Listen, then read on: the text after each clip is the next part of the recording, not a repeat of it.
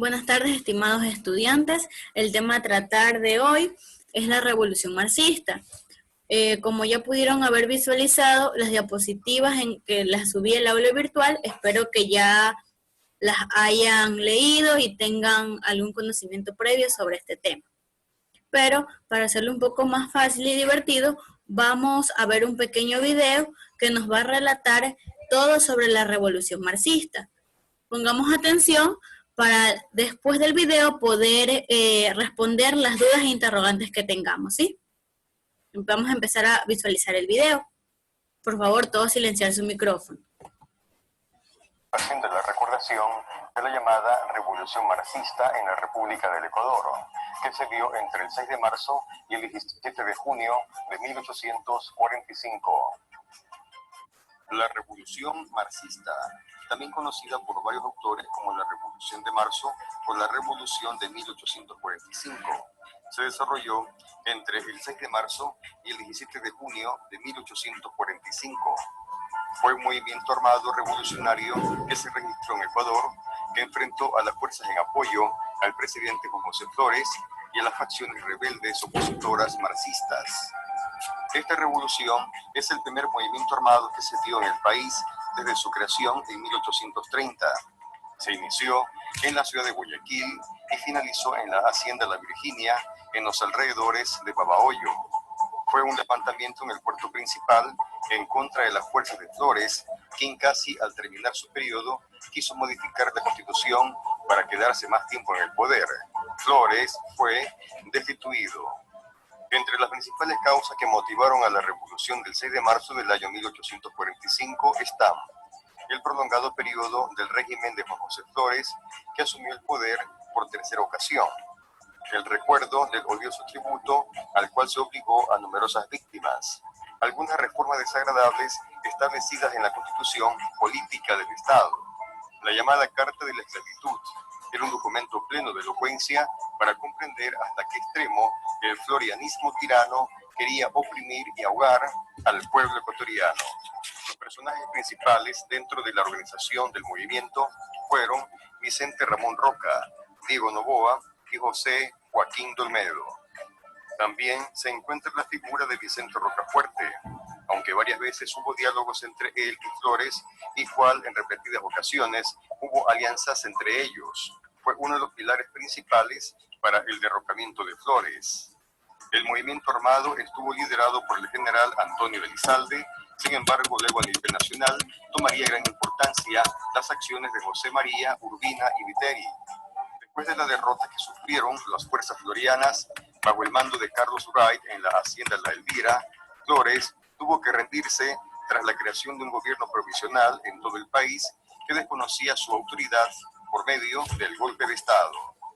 Finalmente, el 17 de junio se firma un tratado por el cual quedó oficialmente asentada la capitulación de Flores y marcaría el inicio de una nueva forma de gobierno en el país de carácter civilista militar, conocida como período marxista. Consumada la revolución, se firmó un acta por medio del cual se declaraba, entre otras cosas, que se desconocía la autoridad del presidente Juan José Flores y se consideraban como de ningún valor todos los actos, leyes y decretos del gobierno de Quito, es decir, el de Flores, posteriores al día en que debió cesar su mando por haber concluido su segundo periodo presidencial. El 17 de junio en la hacienda La Virginia, de propiedad de José Joaquín de Olmedo, con lo cual entregaría el poder al gobierno provisorio marxista. Los tratados de La Virginia se firmaron el 17 y el 18 de junio de 1845. El primer convenio manifestaba que ninguna persona podía ser molestada por sus opiniones pasadas, ni por los servicios que hubiera prestado a los beligerantes.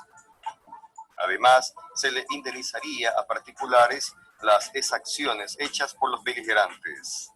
El segundo convenio expresaba que se le seguiría conservando el grado de general en jefe a Flores, además de sus honores y rentas. Se le otorgaría la cantidad de 20.000 pesos para que pueda subsistir en Europa en un periodo de 2 años. La firma de estos convenios marcó el fin de la revolución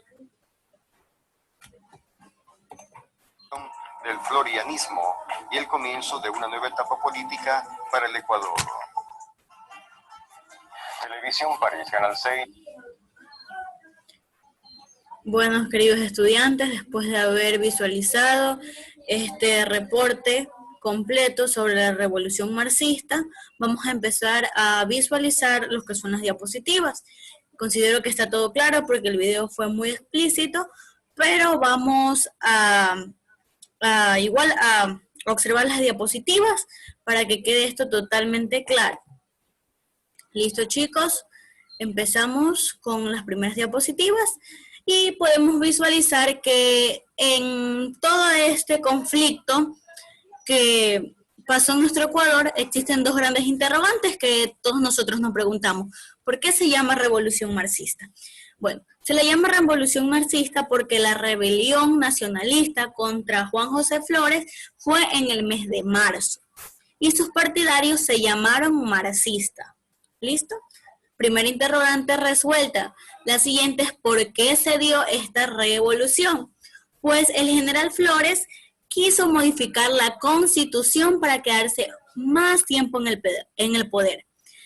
Tenía 3 periodos consecutivos este general y quiso, a pocos días de culminar su periodo, quiso modificar la Constitución para quedarse mucho más tiempo en el poder. Entonces esto ocasionó la rebelión de un cierto grupo que eran los marxistas. La revolución marxista se dio el 6 de marzo de 1845 y fue un movimiento armado revolucionario en nuestro Ecuador, que enfrentó a las fuerzas de apoyo del presidente Juan José Flores y a las facciones rebeldes opositoras marxistas. Esta revolución marxista se inició en la ciudad de Guayaquil y finalizó en la hacienda La Virginia, que está ubicada en los alrededores de Babahoyo. Después de la derrota que sufrieron las fuerzas florianas bajo el mando de Carlos, Flores tuvo que rendirse y aceptar un tratado llamado Virginia. Pero antes de firmar este tratado, él pidió grandes beneficios, como eran una pensión de 20,000 pesos para poder subsistir en Europa durante 2 años y que se mantengan sus honores y sus cargos de general. Finalmente, el 17 de junio se firma este tratado, con lo que queda oficialmente asentada la capitulación de Flores.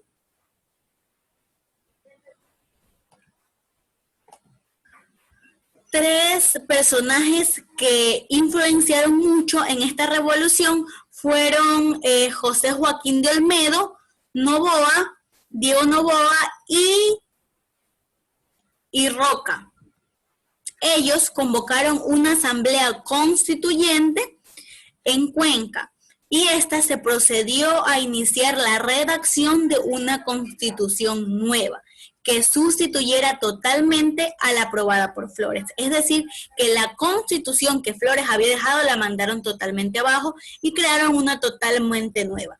Durante las sesiones de los representantes, ya mencionados que fueron Olmedo, Noboa y Roca, aprobaron también la sustitución de símbolos nacionales.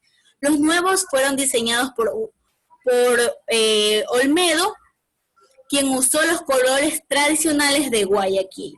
La nueva constitución también recogió algunos aspectos significativos e importantes que fueron la abolición de la esclavitud y también se reconoció la propiedad intelectual.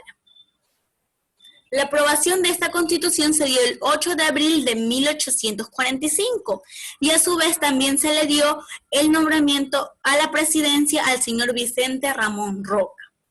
Su presidencia duró 4 años y fomentó la educación y la cultura. Los 2 años siguientes de toda esta revolución también fueron muy caóticos para nuestro Ecuador, ya que al finalizar el gobierno de Roca, el Congreso se dividió nuevamente.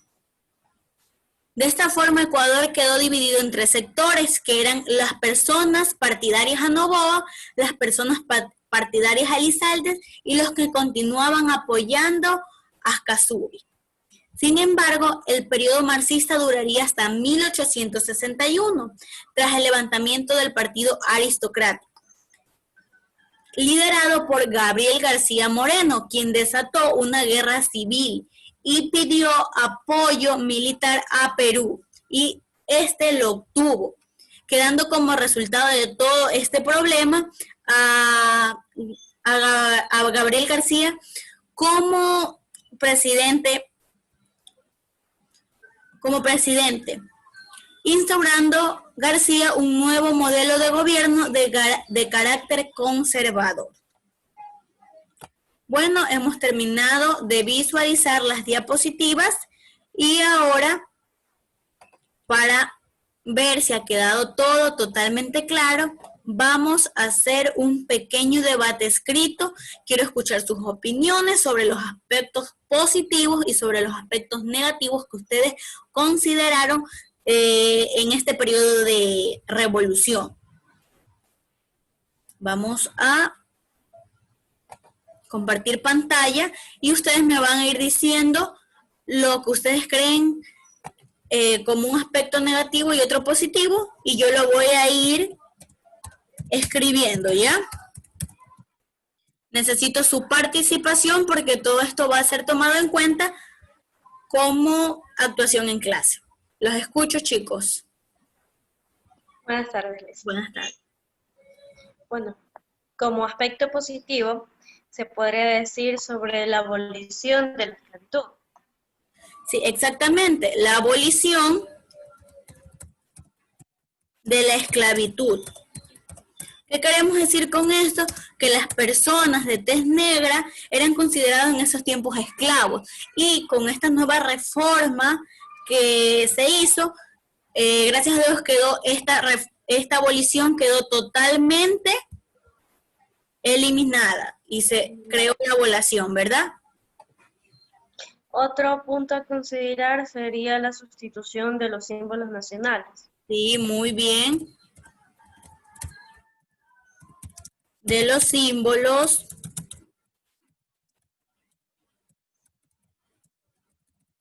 nacionales. Esto también hay que recalcar que estos fueron con los colores de Guayaquil, ¿verdad? Los colores tradicionales de Guayaquil fueron los nuevos símbolos nacionales, ¿no? Ya, vamos a ver los aspectos negativos ahora. Como toda revolución, como toda guerra, como todo conflicto interno o externo, va a tener aspectos negativos, ¿verdad? Sería la crisis económica que dejó toda esta revolución marxista. Exacto, señorita.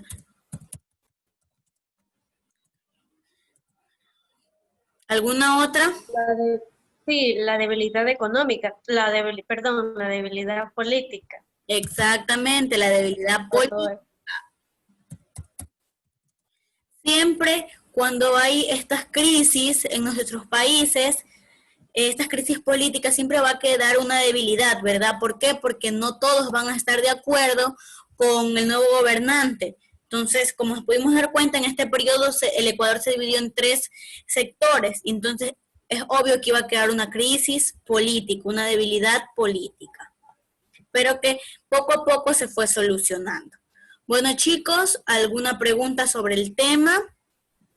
¿Alguna inquietud? Bueno, sí, lo único que tenía duda era sobre por qué le llamaban Revolución Marxista.